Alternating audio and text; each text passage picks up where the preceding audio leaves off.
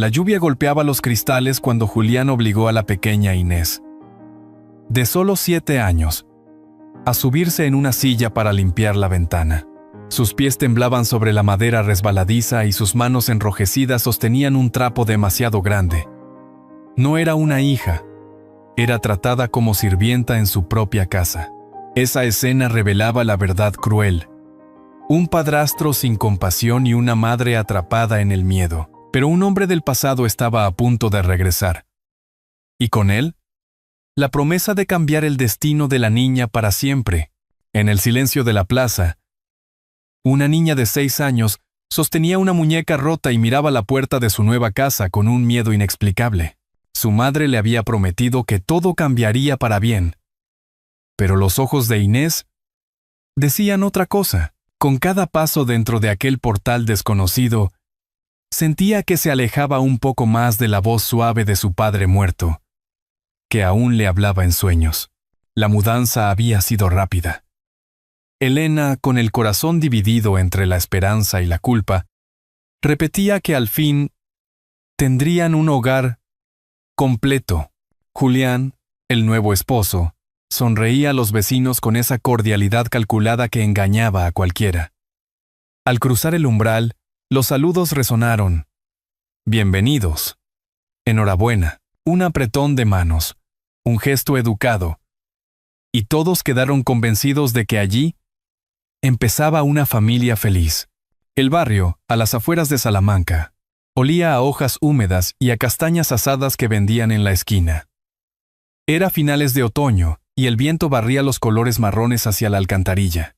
Los niños jugaban con bufandas enrolladas. Y las campanas lejanas marcaban las 7 de la tarde. En esa hora, el pueblo respiraba calma. Pero en el corazón de Inés, algo se encogía como si presintiera tormenta. Subieron las escaleras cargando cajas. Julián ayudó a Elena con amabilidad visible.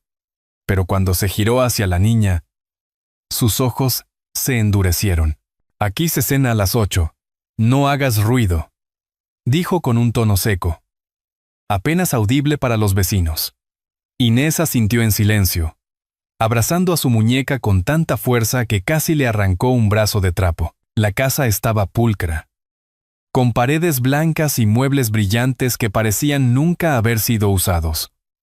Sin embargo, había una frialdad extraña, como si todo estuviera colocado para exhibirse y no para vivirse. La cocina tenía una mesa con mantel de cuadros rojos, sobre la que Elena sirvió una tortilla y pan con tomate. La cena fue breve. Julián preguntó por los vecinos. Habló de sus negocios y apenas dirigió una palabra a la niña. Elena, nerviosa, intentaba sonreír, pero la ausencia de risa infantil era un vacío imposible de llenar. Después de comer, Inés subió a su nuevo cuarto. Era más grande que el anterior, pero no tenía la calidez de la casa de su abuela. Allí, con paredes desnudas y una cama demasiado alta para ella, la niña se acurrucó con la muñeca rota y una foto escondida bajo la almohada, la imagen de su padre, que guardaba como un tesoro. Mientras tanto, en el salón, Julián hablaba bajo con Elena. Tu hija tiene que aprender disciplina. Si no, aquí no habrá paz, sentenció con frialdad. Elena apretó las manos sobre el regazo, sin saber cómo responder. Amaba a su hija, pero también tenía miedo de perder la estabilidad recién encontrada. Inés escuchó cada palabra a través de la rendija de la puerta. Sus ojos se llenaron de lágrimas silenciosas, y se tapó con la manta hasta la cabeza. La casa que debía ser refugio se transformaba, desde la primera noche, en una cárcel disfrazada de hogar. Esa noche, bajo la ventana, una anciana vecina observa la luz apagarse y murmura: «Pobre criatura». En la plaza mayor, entre el aroma del café recién molido, una voz menuda rompió el murmullo. «¿Puedo sentarme aquí, señora?». Después de la primera noche en la nueva casa, Inés había despertado con un peso en el pecho. Julián no le dirigió una sonrisa en el desayuno y su madre, ocupada con las prisas del día, apenas le dio un beso rápido en la frente antes de salir con él. La niña aprovechó ese momento de descuido para caminar sola hacia la plaza. Sus pasos eran pequeños, temerosos. Pero cada vez que levantaba la vista veía las torres de la catedral que parecían protegerla desde lo alto. La Plaza Mayor de Salamanca estaba viva como cada mañana. Los adoquines brillaban todavía húmedos por la lluvia de la noche, y los camareros de las cafeterías colocaban sillas metálicas bajo los soportales. El aire olía a chocolate con churros y a pan recién horneado. Grupos de estudiantes universitarios discutían animadamente con carpetas en la mano, mientras ancianos leían el periódico con las gafas caladas sobre la nariz. Inés, con su abrigo demasiado grande y las mangas casi cubriendo sus manos, se acercó a la cafetería Los Faroles. Sus ojos oscuros buscaban un rincón seguro, un lugar donde no se sintiera invisible. Allí, junto a la ventana que daba a la catedral, vio a una anciana de cabello blanco y gesto sereno que bebía lentamente su café con leche. ¿Puedo sentarme aquí, señora?, preguntó la niña con voz tímida. Doña Mercedes levantó la mirada y se sorprendió al ver esos ojos tristes. Claro. Siéntate, cariño, respondió con ternura. El camarero, acostumbrado a la generosidad discreta de Mercedes, trajo sin que nadie lo pidiera un vaso de leche tibia y un trozo de bizcocho. «Invita a la casa», dijo en voz baja, dejando el plato frente a Inés. La niña tomó el bizcocho con manos frías. Al principio no habló. Solo mojaba pedacitos en la leche, observando cómo las migas se deshacían. Mercedes la miraba con paciencia, como si supiera que tarde o temprano las palabras saldrían. Y así fue. «Eco de menos a mi papá», murmuró Inés de repente. Mercedes inclinó la cabeza. «¿Hace mucho que se fue?» «Sí. Mamá dice que está en el cielo, pero yo todavía lo escucho en mis sueños». Sus ojos se llenaron de lágrimas que no se atrevió a dejar caer. La anciana tomó la pequeña mano de la niña y la acarició con suavidad. A veces los que se van siguen acompañándonos de otra manera. Inés pareció aferrarse a esas palabras y, como queriendo demostrarlo, sacó de su bolsillo una foto arrugada. «Este es mi papá. Nunca me separo de él». Mercedes tomó la fotografía con cuidado. En la imagen se veía a un joven sonriente con bigote, vestido de traje en una fiesta. A su lado, un hombre más alto lo abrazaba por los hombros. El corazón de Mercedes dio un salto. Reconoció en el segundo hombre a Ricardo Valverde, un amigo de juventud que hacía años no veía, aquel que se había convertido en un empresario respetado y distante. «¿Quién te dio esta foto?», preguntó con la voz temblorosa. «La encontré en una caja de mamá. Dice que fue de cuando eran jóvenes». «Ah». Mercedes guardó silencio unos segundos. «¿El azar?», pensó. «No existe. Hay señales que vienen para recordarnos promesas olvidadas». Sus ojos se humedecieron mientras devolvía la foto a la niña. El reloj de la torre de la plaza dio las 11 campanadas, y el sonido retumbó entre los soportales. Inés se sobresaltó. «Tengo que volver antes de que mi padrastro me busque», dijo apresurada. Se levantó, tomó la foto y el trozo de bizcocho que le quedaba, y se despidió con un abrazo rápido. Mercedes la vio correr entre la multitud, con su abrigo grande y el cabello suelto moviéndose como una bandera al viento. Permaneció inmóvil unos segundos, con el eco de las campanas todavía en los oídos, y susurró para sí misma: «Esto no puede ser casualidad». La tarde descendía lentamente sobre Salamanca, cubriendo los tejados con un manto gris mientras las nubes se acumulaban pesadas. La lluvia comenzó a golpear los cristales de la casa con un ritmo constante, casi hipnótico, como si quisiera arrullar a quienes se encontraban dentro. Pero para Inés, cada gota era un recordatorio de soledad. Se refugió en su habitación, un espacio demasiado grande para ella, con paredes color crema y una cama demasiado alta que todavía no sentía suya. Los muebles relucían como recién comprados, pero carecían de vida, como si todo estuviera ahí para aparentar. Y no, para abrazar. La niña, sentada en la alfombra, extendió con cuidado sus pocas pertenencias. Una muñeca rota que había acompañado sus noches desde que podía recordar, un cuaderno lleno de garabatos que nadie elogiaba, y un pequeño cajón de madera donde guardaba lo más valioso que poseía. Con delicadeza, abrió el cajón y sacó una pulsera de plata gastada. Las iniciales de su padre brillaban todavía en el interior, aunque el metal estaba rayado por los años.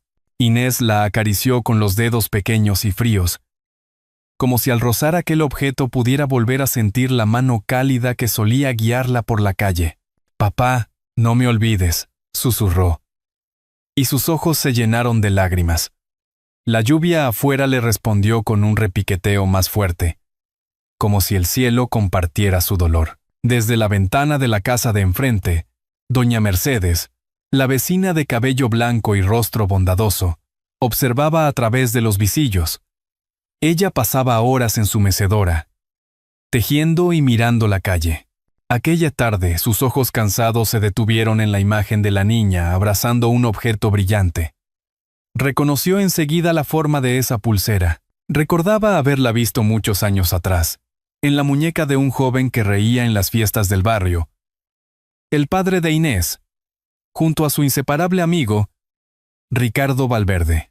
Mercedes se estremeció. No podía ignorar lo que veía. Una niña demasiado pequeña, cargando un dolor demasiado grande. Su instinto le gritaba que debía intervenir. Pero, ¿cómo? Salamanca era un lugar donde todos se conocían, pero también donde las familias cuidaban sus secretos como si fueran muros de piedra. En ese instante, Elena entró en la habitación.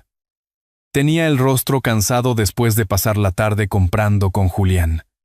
Traía una bolsa de pan bajo el brazo, todavía caliente, y el olor a harina llenó el aire. «¿Qué haces, cariño?», preguntó distraída, mientras dejaba el pan sobre la mesa. Inés se sobresaltó y escondió la pulsera bajo la manta de la cama. «Nada, mamá», respondió con voz baja. Elena le acarició el cabello, pero su mirada estaba en otra parte, como si su mente hubiera quedado atrapada en los problemas domésticos. «Descansa, ¿sí? Mañana tendrás colegio». Su voz era tierna, pero apresurada, y salió del cuarto antes de notar la tensión en las manos de su hija. El tiempo pasó lento.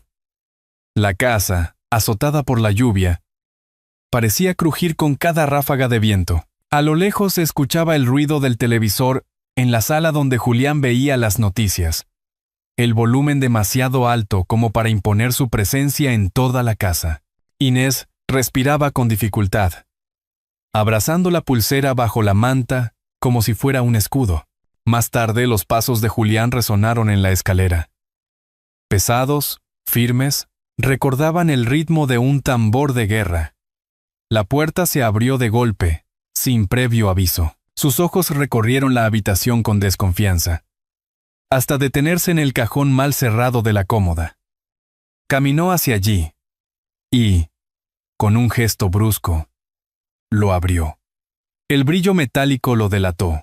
«¿Qué escondes aquí?», preguntó con voz baja pero cargada de amenaza. Inés se lanzó sobre el cajón y sujetó la pulsera contra su pecho con todas sus fuerzas. Su cuerpo temblaba, pero su voz, rota por el llanto, salió con inesperada firmeza. «Es de mi papá, y nunca lo voy a soltar, Aimo». El silencio que siguió fue más duro que un grito. Julián la observó con una mezcla de rabia y desdén. Sus ojos, oscuros como la tormenta, se clavaron en la niña. Apretó la mandíbula, cerró el cajón de un portazo que resonó como un trueno, y murmuró entre dientes: «Ya veremos cuánto te dura esa rebeldía». Se marchó dejando tras de sí un olor a tabaco y tensión, mientras la niña caía de rodillas sobre la alfombra, llorando en silencio. Afuera, la lluvia golpeaba los cristales con furia, y doña Mercedes, desde la ventana, apretaba las manos contra el pecho. La anciana sabía que no podía seguir siendo testigo muda. Los ojos de Julián se oscurecen y murmura: «Ya veremos cuánto te dura esa rebeldía». Un hombre de traje oscuro se detuvo frente a la casa, observando las ventanas como si buscara un fantasma del pasado. La lluvia todavía resbalaba por los tejados de Salamanca, aunque ahora el cielo parecía abrir un respiro tímido. La figura permaneció quieta un instante, respirando hondo, como si aquel portal guardara recuerdos que no le pertenecían. Doña Mercedes, desde su balcón, lo reconoció al instante. Su corazón dio un vuelco. Después de tantos años, ahí estaba Ricardo Valverde, el amigo inseparable del difunto padre de Inés. Llevaba en el bolsillo interior una fotografía vieja, con los bordes gastados, donde él aparecía sonriente junto a su amigo, en una feria del barrio. Los años lo habían vuelto más serio, con arrugas marcadas y mirada profunda, pero todavía se notaba la misma nobleza en el gesto. Mercedes bajó las escaleras con paso apurado, sosteniendo el bastón. Lo recibió en la calle con un abrazo cálido, casi maternal. Gracias por venir, Ricardo. No podía quedarme callada. Esa niña, esa pobre criatura, necesita ayuda. Ricardo inclinó la cabeza, serio, y respondió: Muéstrame qué sucede. No quiero suposiciones. Necesito pruebas.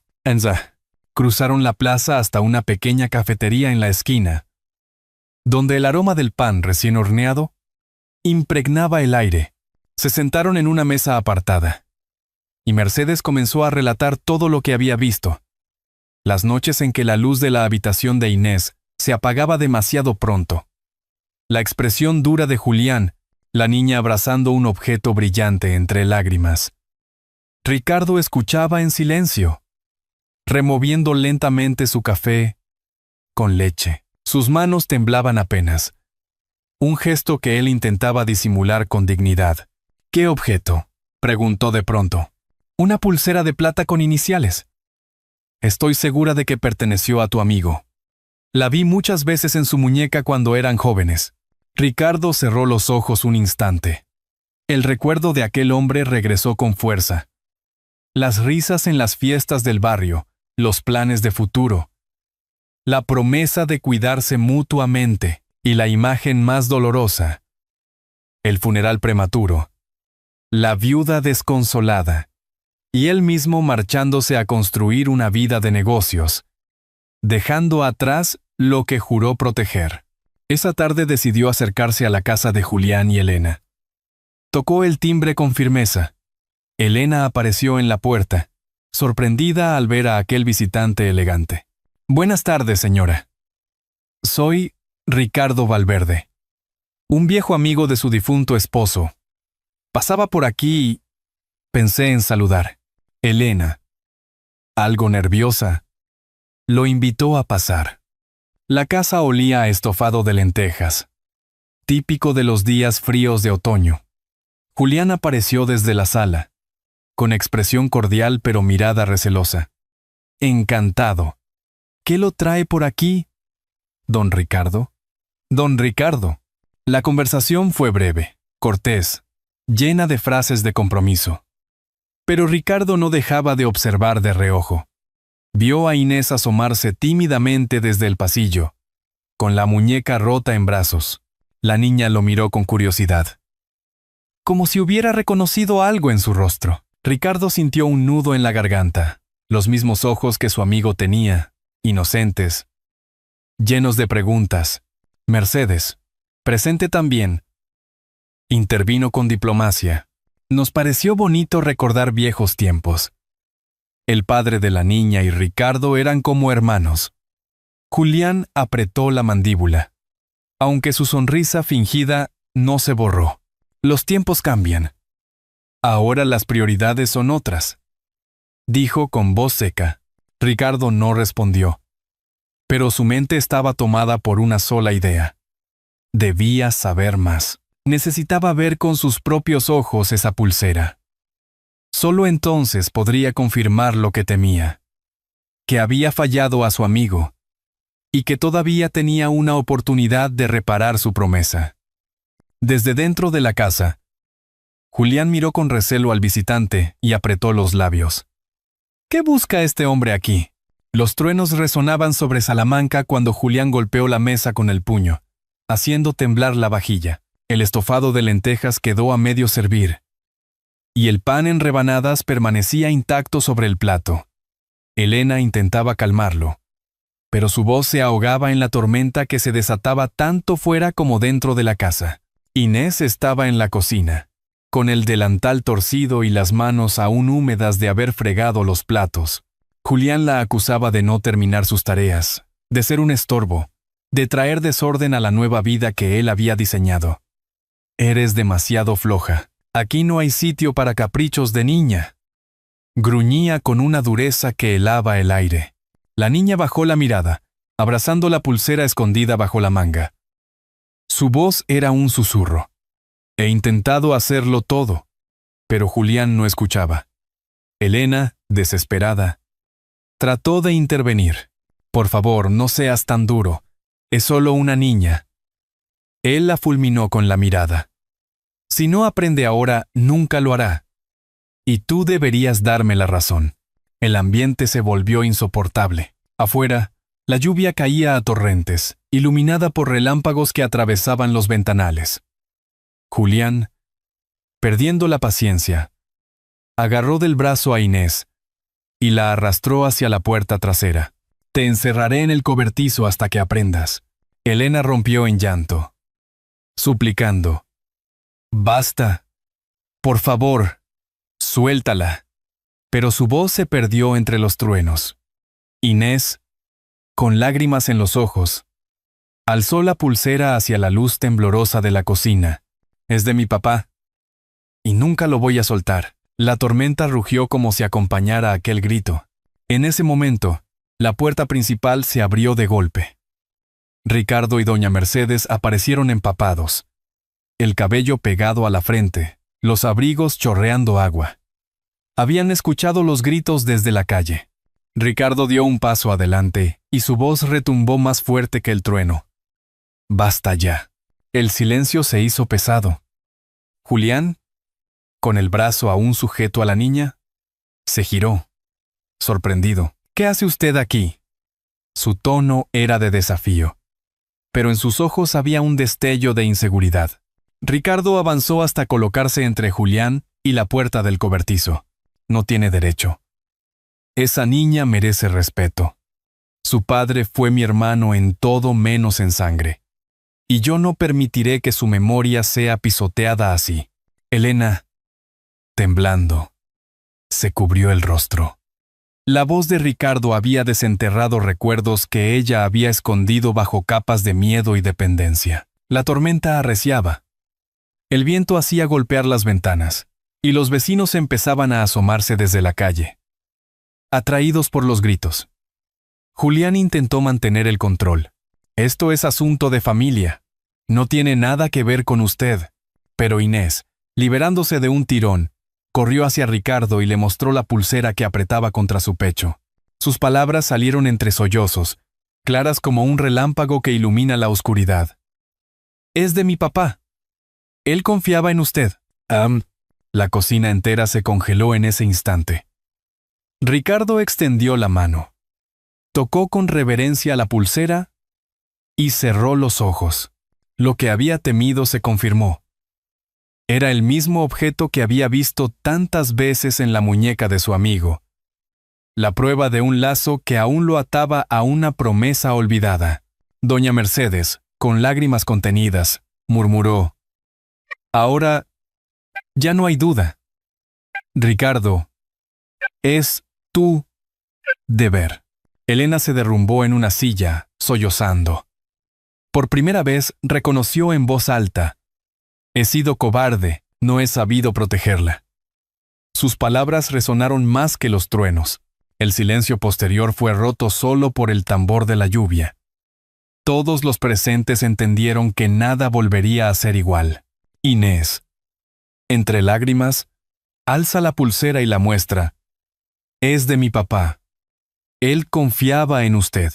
Las farolas de la Plaza Mayor brillaban con miles de linternas de papel, iluminando la noche como un cielo de estrellas terrenales. Salamanca celebraba la fiesta de faroles, una tradición que llenaba de música y esperanza los rincones de la ciudad. El bullicio de la gente contrastaba con el silencio que había dominado la casa de Julián la noche anterior. La noticia se había extendido rápido entre los vecinos. El padrastro de la niña había mostrado un rostro cruel, y el empresario Ricardo Valverde lo había enfrentado sin miedo. Nadie quiso mirar más hacia otro lado. En aquel barrio, donde las puertas siempre se habían mantenido cerradas por prudencia, por fin se abrían para apoyar a la madre y la hija. Elena caminaba entre la multitud con pasos inseguros, pero con la cabeza un poco más erguida. Llevaba a Inés de la mano, envuelta en un abrigo rojo prestado por Mercedes. La niña apretaba la pulsera en la muñeca mientras sostenía en la otra mano un farolillo de papel, tembloroso al compás de su respiración. Era la primera vez en mucho tiempo que sonreía, aunque tímidamente, mirando cómo los niños corrían con luces de colores en las manos. Ricardo iba a su lado. Su porte serio parecía suavizarse bajo el resplandor cálido de las linternas. No era el hombre frío y distante de los negocios que todos conocían. Aquella noche, en su mirada se reflejaba el compromiso de un hermano que cumplía al fin la promesa olvidada. Había pasado la mañana con un notario, iniciando trámites para convertirse en tutor legal de la niña. No lo anunció con palabras grandilocuentes. Simplemente tomó la decisión porque sabía que su amigo, en algún lugar, se lo pedía. La plaza estaba decorada con música de guitarras y el olor irresistible de buñuelos recién fritos. Los puestos de dulces se alineaban a lo largo de los soportales, y familias enteras compartían vino caliente en vasos de barro. El ambiente era festivo, pero en el corazón de Inés había un alivio silencioso, como si la luz de cada farol disipara las sombras de su casa anterior. Julián ya no estaba. Tras la confrontación, su fachada se había derrumbado. La comunidad le dio la espalda, y Elena, entre lágrimas, le dijo que no podía seguir viviendo en miedo. Él se marchó sin mirar atrás, y la casa perdió la rigidez que lo caracterizaba. Elena, ahora más firme, apretó la mano de su hija. Por primera vez se atrevió a decir en voz alta lo que había callado durante meses. «Te prometo que nunca más te dejaré sola». Sus palabras, suaves pero decididas, fueron un bálsamo para la niña. Ricardo se agachó, poniéndose a la altura de Inés. La miró a los ojos y le dijo: «Nunca más estarás sola. Tu padre confiaba en mí, y no pienso fallarle otra vez». Inés, conmovida, levantó la pulsera y la colocó en la muñeca de Ricardo. Susurró con inocencia: «Mi papá siempre dijo que usted era como un hermano». El gesto derrumbó el muro invisible que separaba al hombre de la niña. Ricardo sintió cómo las lágrimas le humedecían los ojos. Acarició la mejilla de Inés y dejó que la pequeña se abrazara a su cuello, como si al fin hubiera encontrado un refugio verdadero. La música subió de tono y las campanas de la catedral comenzaron a repicar, anunciando la medianoche. En ese instante, Inés corrió entre la multitud, tomada de la mano de su madre y de Ricardo, riendo bajo las linternas que flotaban como estrellas humanas. Su risa se mezcló con los coros, clara y luminosa, borrando la oscuridad de los últimos meses. Los vecinos aplaudían al ver la escena, algunos emocionados al recordar que incluso en la vida más dura siempre hay lugar para un nuevo comienzo. Doña Mercedes, de pie con un farol en la mano, sonrió satisfecha. Había luchado en silencio, y ahora veía la recompensa. Una niña rescatada de la sombra, una madre que recuperaba su voz, y un hombre que había transformado su culpa en acción. Las campanas de la catedral repican mientras Inés corre feliz bajo las linternas, tomada de la mano de su madre y Ricardo. La noche se llenó de faroles que brillaban como estrellas en la plaza mayor, y con ellos también se iluminó el corazón de una niña que había conocido demasiado pronto el dolor. No hace falta repetir cada detalle, porque usted ya lo escuchó paso a paso. La fragilidad de una madre, la dureza de un padrastro, la valentía de una vecina y la llegada de un hombre que recordó una promesa olvidada. Dígame, Si esta historia le ha parecido hermosa y llena de esperanza, escriba el número 1 en los comentarios. Si cree que falta algo o quisiera darnos su consejo, marque el número 0. El mensaje es claro y eterno. El amor verdadero tiene la capacidad de reparar lo que parecía roto. La bondad sincera cambia destinos, y todos merecemos ser queridos y acogidos en un hogar. Ni la riqueza ni la apariencia dan sentido a la vida. Lo que realmente nos sostiene es el calor de una mano amiga, el gesto sencillo de quien se atreve a mirar más allá, como una lámpara encendida en la ventana que guía al viajero en la noche. Así también, un acto de generosidad puede abrirnos camino en medio de la oscuridad. Quizás la enseñanza más profunda es que nunca es tarde para corregir nuestros silencios ni para cumplir las promesas que creímos perdidas. La historia de Inés, Elena y Ricardo nos recuerda que siempre hay un momento para detenernos, tender un puente y elegir vivir por alguien más. La verdadera felicidad no se mide por lo que acumulamos, sino por la ternura que sabemos compartir. Al final, no son los títulos ni la fortuna los que definen una vida plena, sino el amor que dejamos sembrado. Esta noche, cuando mire por su ventana y vea la luz de las farolas en su calle, piense en ello. Igual que esa niña que levantó su farolito en la fiesta, cada uno de nosotros puede ser la luz que guíe a una familia hacia un nuevo amanecer.